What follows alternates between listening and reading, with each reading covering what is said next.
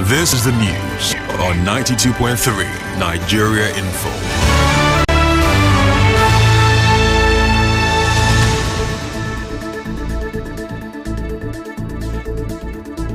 Good evening. It's Friday, 1st December 2023. Peace is the path to the prosperity of a nation.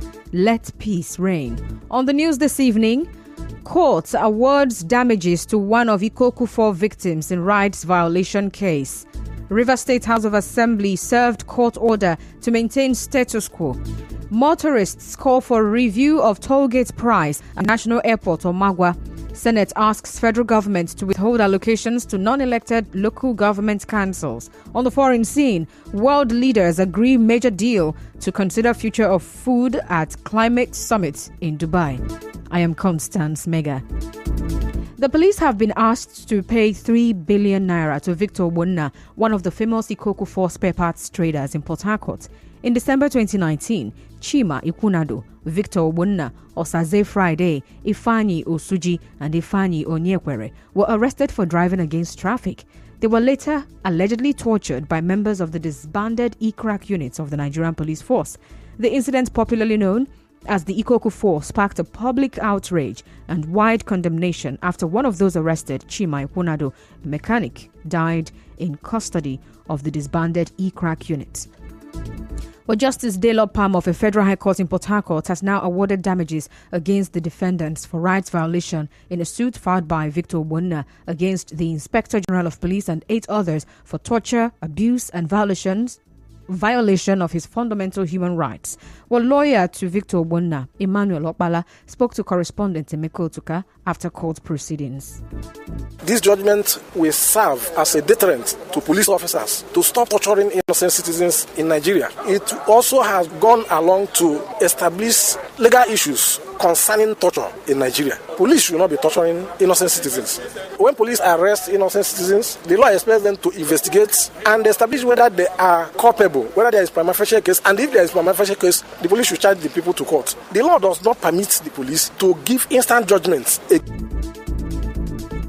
Mr. Okpala also accused the police of disobeying court ruling against them on the matter. I'm disturbed because once a judgment is delivered, the parties are to obey that judgment, whether it is in their favor or not, unless there is an appeal against that judgment or there is an order from court staying execution of that judgment. So police is actually in disobedience of the court orders. Therefore, it is even contempt of court. Well, as you may know, the officers of Eagle Crack Unit of Maiwan Police Division, Ayogo Fidelis, Eke Chibuzo, Ebunefu Felix, and Rose George Will, who allegedly tortured the Ikoku 4 traders, were later arrested, dismissed, and are currently standing trial in court on a 7-count charge bordering on murder, conspiracy to commit murder, and unlawful assault on the Ikoku 4 victims in July 2020. In another development, the Rivers House has an order of State High Court in Isiokpo, Rivers State, asking it to maintain the status quo. The matter was brought before the court by Governor Siminalayi Fubara, who wants the court to stop the House from going ahead with the impeachment process against him. A court document dated 24th November granted leave to Governor Fubara to serve the order on the Speaker of the State House of Assembly, the Clerk, and the Chief Judge of the State through other means. Correspondent Soibio Ruwari reports that a bailiff of the court was seen pasting the order on the gate of the River State House of Assembly complex yesterday. While on Monday, Justice Ben White of the State High Court Isiokpo will hear arguments on the motion.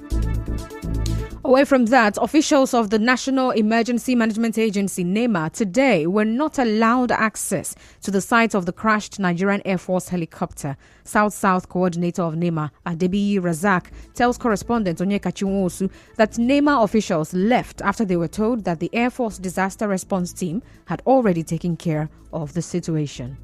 By the time we got there, the Air Force have responded. They have a disaster response unit too within. So they responded, and what we actually went there to do has been taken care of.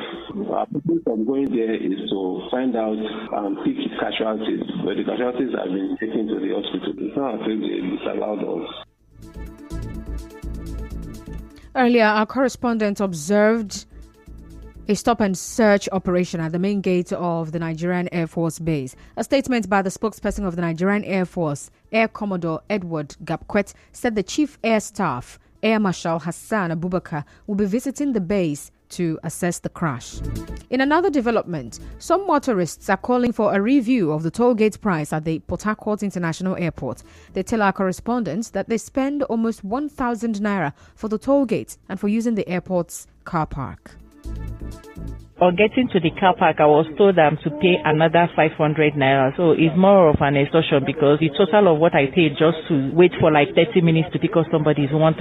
When you are driving SUV, you pay 500. When you are driving normal cars, you pay 300 naira. Same SUV, I paid 500 for over there. I was come and pay for parking that I'm not spending up to an hour. The money I spent now, I'm not happy with it. This thing just come up and we are not even aware. Personally, I'm not happy paying this money. Why do you take 500 naira for us to park our car? Small car, you pay 300. There was no explanation. They should reduce because some of us driving the cars is not our own. Some of our bosses, they don't give us money for it. This money I spent now is my personal money.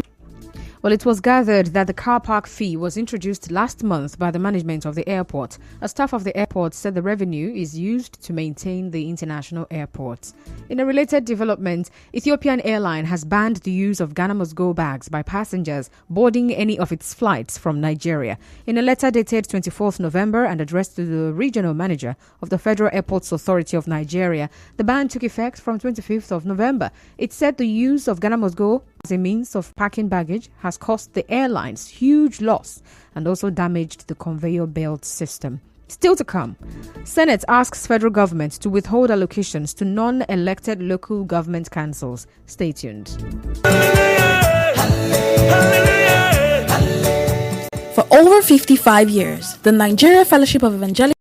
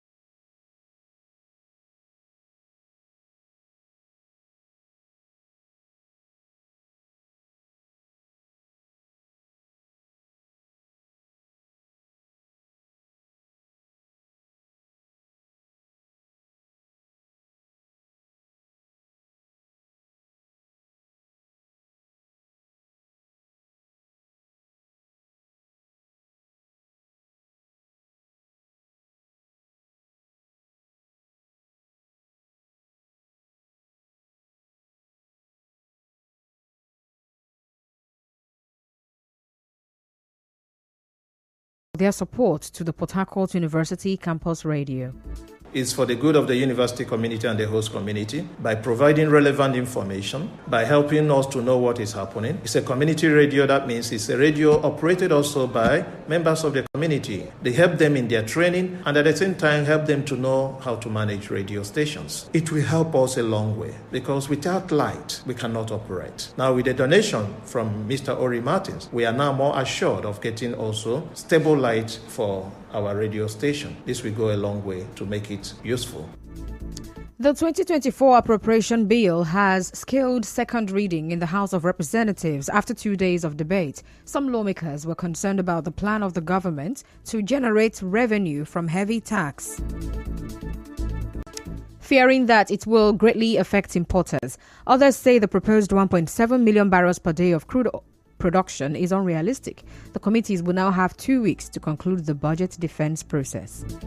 And the Senate has asked the federal government to withhold statutory allocations to any local government councils not democratically elected. The Senate resolved that this move will discourage the dictatorial tendencies of state governors. The lawmakers said the placement of caretaker committees to replace elected councils is undemocratic and a breach of the Constitution. And now, we bring you news from around the world. Leaders of more than 130 countries have agreed on a major declaration on the future of food and farming on day 2 of the COP28 Climate Summit in Dubai. Well, it is the first time the annual UN gathering has recognized that what people grow and eat is a key factor in global warming. The US, China, and Brazil, which produce 70% of the world's food, promised to consider greenhouse gas emissions from food and agriculture in their national plans to combat climate change. And that's the news, but before we go, let's take a look at the highlights. You heard that a federal high court has awarded damages to one of the Ikoku 4 victims in a rights violation case. The Rivers State House of Assembly has been served a court order to maintain status quo. Some motorists are calling for a review of a new toll gate car park price at the Port Harcourt International Airport, or MAGWA. And on the foreign scene, world leaders have agreed to a major deal to consider the future of food and farming at the Climate Summit in Dubai. The news was edited by Martha Okerenkem. To reach the news team, send an SMS or WhatsApp to 0808 721 7215. I'm Constance Mega. Thank you so much for listening.